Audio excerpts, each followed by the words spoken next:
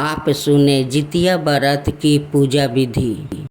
जितिया व्रत के पहले दिन महिलाएं सूर्य उदय से पहले जाग कर स्नान करके पूजा करती है और फिर एक बार भोजन ग्रहण करती है और उसके बाद पूरा दिन निर्जला व्रत रखती है। इसके बाद दूसरे दिन सुबह सवेरे स्नान के बाद महिलाएं पूजा पाठ करती है और फिर पूरा दिन निर्जला व्रत रखती है। व्रत के तीसरे दिन महिलाएं पारण करती है। सूर्य को अर्घ देने के बाद ही महिलाएं अन्न ग्रहण करती है। मुख्य रूप से पर्व के तीसरे दिन मरुआ की रोटी और नोनी का साग खाती है। अष्टमी को प्रदोष काल में महिलाएं जीवित वाहन की पूजा करती है। जीवित वाहन की खूस से निर्मित प्रतिमा को धूप दीप अक्षत पुष्पा फूल आदि अर्पित करके फिर पूजा की जाती है। इसके साथ ही मिट्टी और गाय का गोबर से सियाल और चील का प्रतिमा बनाई जाती है। प्रतिमा बन जाने के बाद उसके माथे पर लाल सिंदूर का टीका लगाया जाता है। पूजन समाप्त होने के बाद जीवित वाहन का व्रत की गाथा सुनी जाती है। अब गाथा सुने। पौराणिक गाथा के अनुसार एक बार एक गरुड़ और एक मादा लोमड़ी नर्मदा नदी के पास एक जंगल में रहते थे। दोनों ने कुछ महिलाओं को पूजा करते और उपवास करते देखा और खुद भी उसे देखने की कामना की।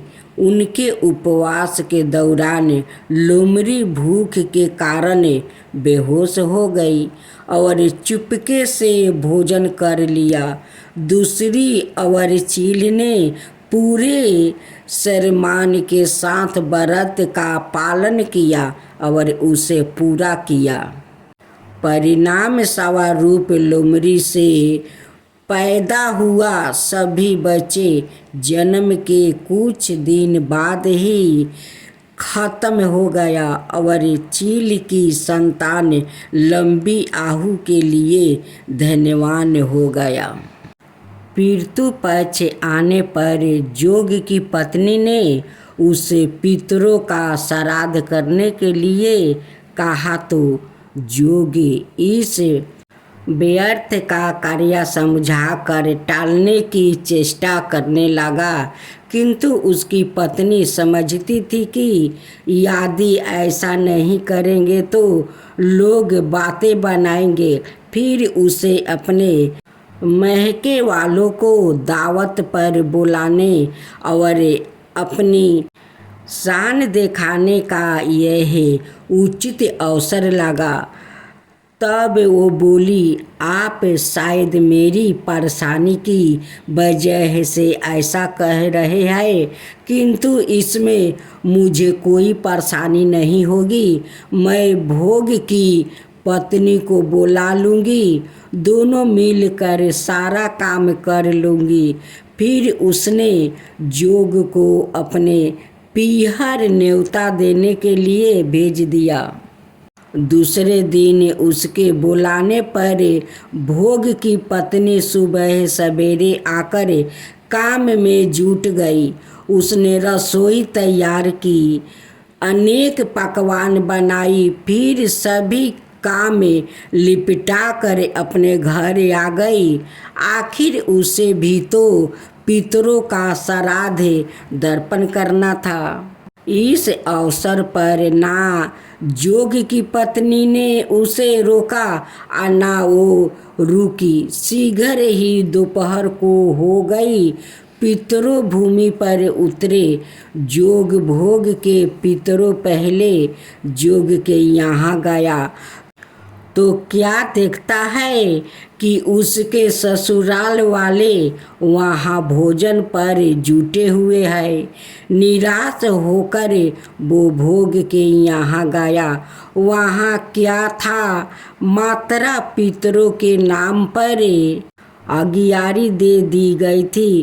पितरों ने उसकी राख चाटी और भूखे ही नदी के तट पर जा पहुँचे। थोड़ी देर में सारे पितरों इकट्ठा हो गया और अपने अपने यहाँ के श्राद्धों की तारीफ करने लगे। जोग भोग के पितरों ने भी अपनी आप बीतती सुनाई। फिर वो सोचने लगा, अगर भोग समर्थ होता तो शायद उन्हें भूखा ना रहना पड़ता, मगर भोग के घर में तो 2 जून की रोटी भी खाने को नहीं थी। यही सब सोचकर उन्हें भोग पर दया आ गई। अचानक वो नाच नाच कर गाने लगे, भोग के घर धन हो जाएगा, भोग के घर धन हो जाएगा। सांझ होने को हुआ। भोग का बच्चों को कुछ भी खाने को नहीं मिला था। उन्होंने माँ से कहा, भूख लगी है। बच्चों को समझा बुझाकर भोग की पत्नी ने कहा, जाओ, आंगन में हांडी राखी है, उसे जाकर खोल लो और जो कुछ मिले बंद करके खा लेना। बच्चे वहाँ पहुँचे तो क्या देखते हैं कि हांडी मोहर से भरा पड़ी है। वो दौड़े दौड़े माँ के पास पहुँचा और उसे सारी बातें बताई। आंगन में आकर भोग की पत्नी ने यह सब कुछ देखा तो वो भी हैरान रह गई। इस प्रकार भोग भी धनी हो गया, मगर धन पाकर वो घमंडी नहीं हुआ। दूसरे साल का पितृ पक्ष आया। श्राद्ध के दिन भोग की स्त्री ने 56 प्रकार के योजन बनाया। ब्राह्मणों को बुलाकर श्राद्ध किया, भोजन करवाया, दक्षिणा दी। जेठ जेठानी को सोने चांदी का बर्तनों में भोजन करवाया। इससे पितरों बड़े प्रसन्न और दीर्पित हुआ। संबंधित जानकारी ध्यान दे, कहीं आप भी तो नहीं कर रहे श्राद्ध में यह बड़ी गलती। श्राद्ध 11 बातें आपके काम की है। धन के अभाव में करे पितरों से यह प्रार्थना, सावधान, श्राद्ध ना करने से होती है इतनी भयंकर हानि। यहाँ है श्राद्ध के 6 पवित्र लाभ और तुलसी का महताव।